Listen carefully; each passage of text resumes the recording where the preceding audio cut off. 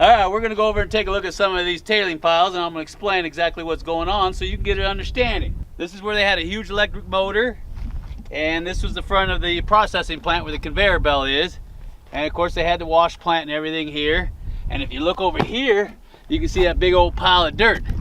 And of course, they got thousands of ounces of gold, thousands, back in the 30s. But it's private property, so you better not come out here thinking you could just go through this dirt and nobody's gonna come out with a shotgun. Just gobs and gobs of black sand just laying all over the place here. Now this is all placer gold here. This isn't hard rock. So all they're doing is they're washing the gravels, they're classifying, washing them down to get the gold out. They get it out through what's called displacement and density. Those are the two factors involved in retrieving gold out of gravels.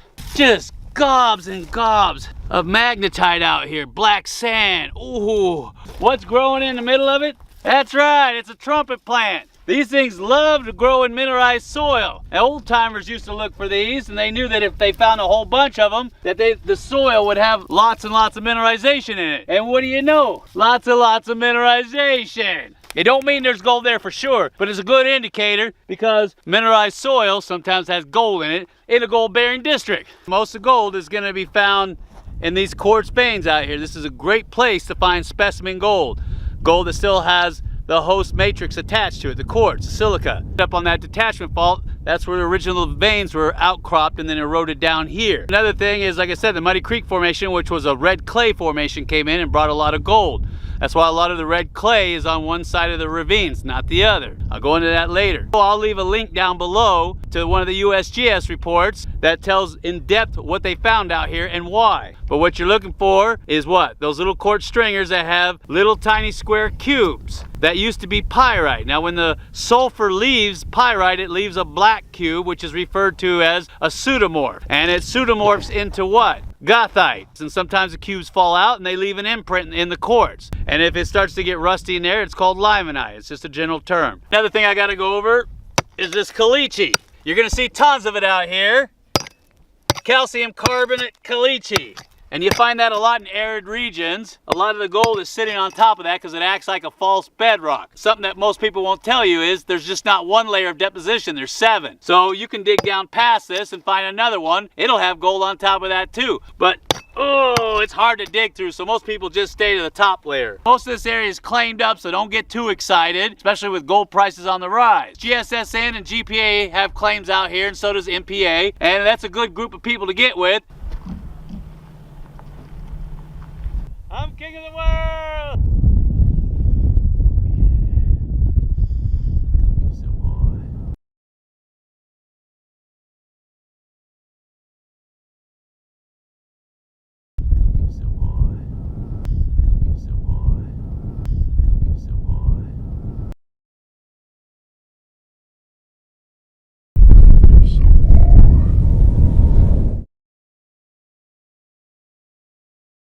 From up here, you can see where they had their settling ponds. They had several retention ponds here to hold the water. And they would pipe it all the way over by Garnet Mountain over here. And then they would run it over here. They had a big old wash plant right here.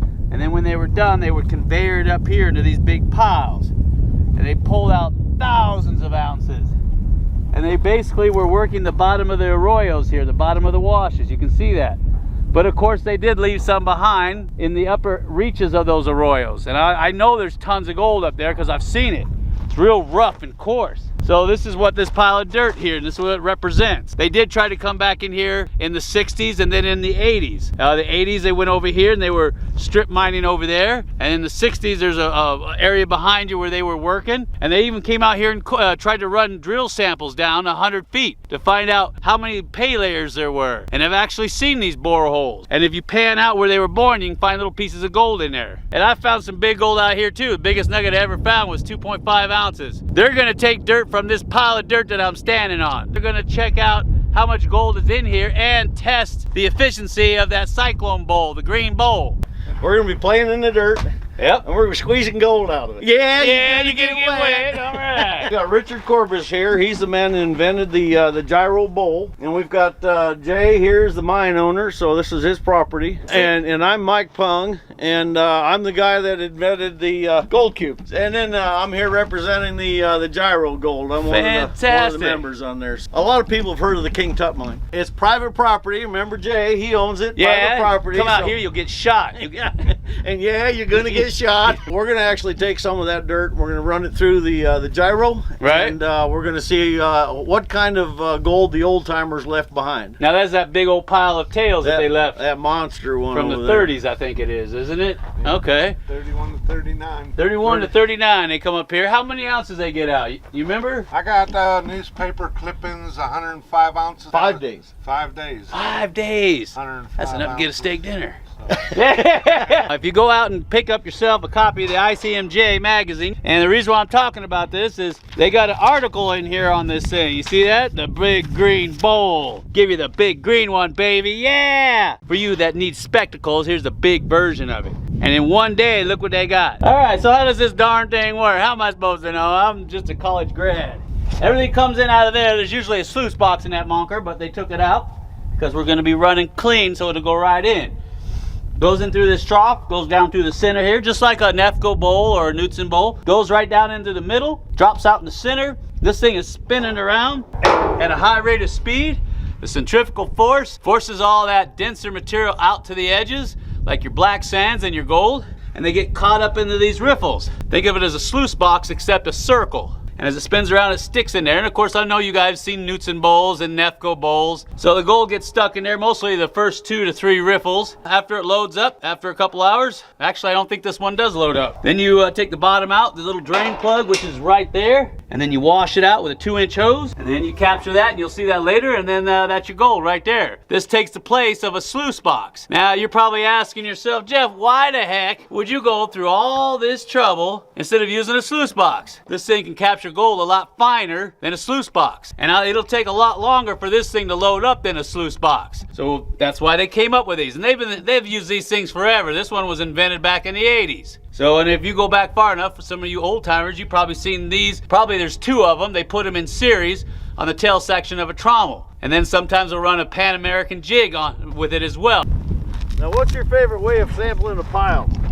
Besides that, You're supposed to cut them and quarter them. yeah.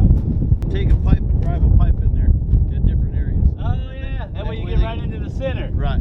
I like that. And then you pull the pipe out and run that, and then you put all that stuff together, and then you Get your quarter, average, and you yeah. quarter that. If you don't shake your shiny, you don't get no hiney. That's right. No money, Reverse no that. honey. Actually, this might be a good test because if you get gold out of there, you know that this thing is pulling some good stuff. Yeah, and this has never been used, so there's nothing stuck in there. Love those spray bars. Water nose.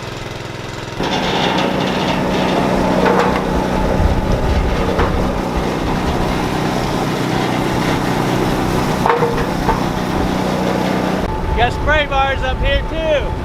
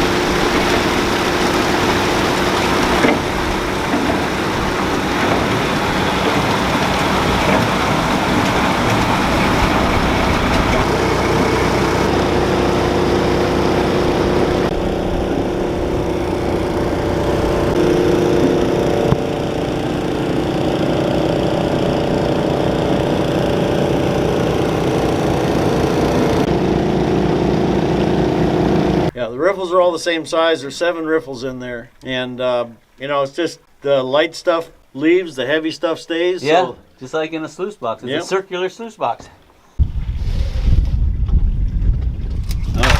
Oh yeah.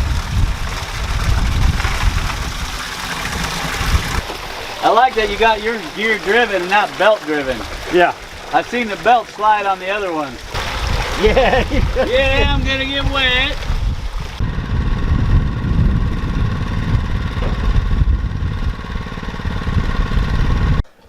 It's just when you get in, see at the tip of my finger right there?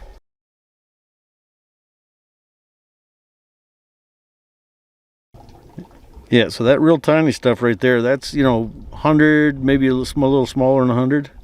That's the stuff that's real hard to capture, and if you can capture that, then you're going to get what the guys missed. But what I'm really curious about is all this stuff right here that they missed. That's some big old stuff there. This one right here, that would make someone from Oklahoma pass out if they found that. Hey, that was some pretty good gold, isn't that right, Mike? Man, I was surprised. I was expecting a lot of little stuff, but we actually found some chunky stuff. That was pretty good. I can't believe that the old timers missed that. Yeah, and that was just 1 yard. Imagine all of that material sitting over there. So how much gold do you think was in there? Maybe $80 worth? 80 yeah, to 100? Easy. Now do the math and look at the tonnage that's sitting over there. Yeah. I mean, even on an average scale, you're sitting on a ton of money. My calculator don't have that many zeros. I need more digits. Oh, well, I'll have to hand it to you. I saw the fly poop that was in there, the 100 mesh, and then we even pulled samples that would look like 400. This thing captures gold really well. Now, of course, any machine can capture those big chunkies, like you said. What you're looking for is the super ultra fines, because you need a machine, if it can capture that, it'll capture stuff other machines miss. And that's what's so important about this thing. For you small scale miners out there, he's coming out with a 4-footer, correct? That's correct. Now, do you know when that's gonna be? It won't be this year. Next year sometime? Yeah, we've got a project going next year that we'll be producing. All right. Well, he'll keep me posted and I'll keep you posted. And you can look at gyrogold.com. So that would be gyrogold.com. I want to thank our team members. We got Ginger, and we got JT, and we got Richard Corbus, the inventor family, and myself, Mike Pung, all of our family members that allowed us to come out here and work. And especially Jay and Dana. This is Jay, and they own the King Tut mine, and they allowed us to come out here and run their dirt. But they said they're going to keep all their gold. We got to give it to Dana. What you got anything to add to this, Jay? We're just having fun out here in God's country. That's right. Remember, it's private property. Yeah, we'll put some buckshot in your butt. Yeah, you're gonna get shot. Yeah, this guy, you will. So come on, let's go! Hey guys, I wanted to show you some of the stuff we're giving away this month in September. This huge, massive bag filled with plaster material that we got out of the drift mine. It's chock full of gold. And not to mention, look at the nuggets that we mined out this month, and the silver bar, and the placer gold we got off the cemented caliche beds. And we're giving it away this month, plus tons and tons of pay dirt bags, and a Gold Monster 1000 metal detector. If you want to get involved, just go to my Patreon site at Ask Jeff Williams Patreon and get involved, because once this stuff is gone, it's gone.